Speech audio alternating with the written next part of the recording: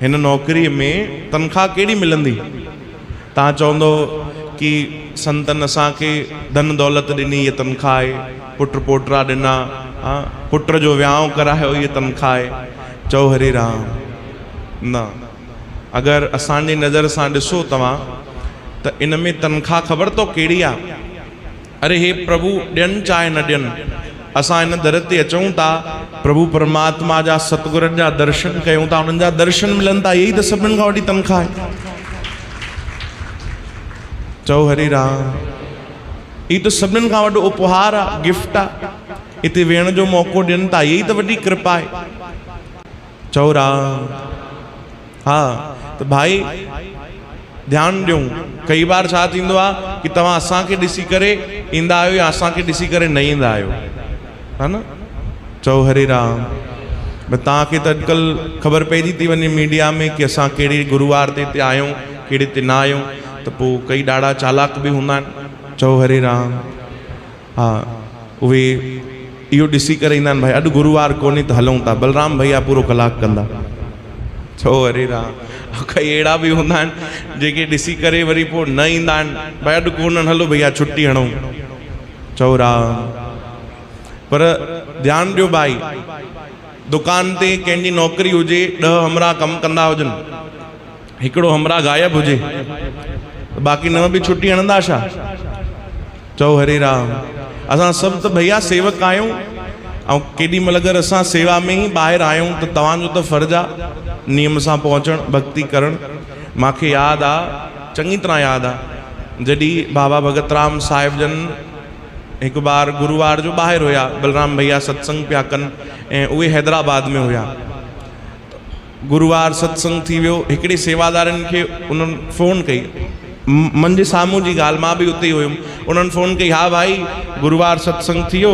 चयो जी बाबा थी वियो। संगत आई त हाणे उहो वीचारो चुप।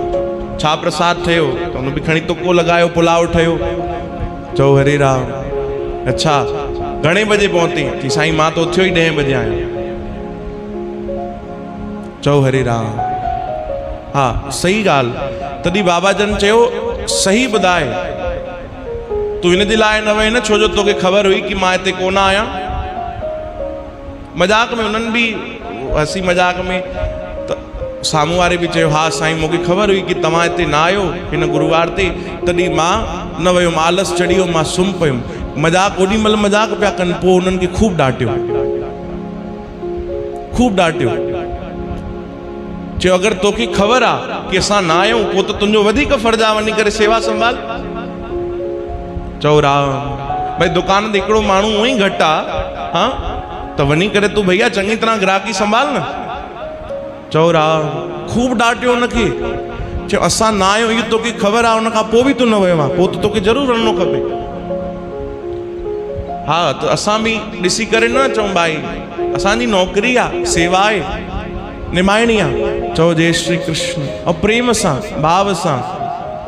इहा ॻाल्हि तव्हां उन्हनि खां पुछो जेके हर गुरुवार नियम खणी वेठा आहिनि न कि असांखे वञिणो ई आहे, पहुचणो ई आहे।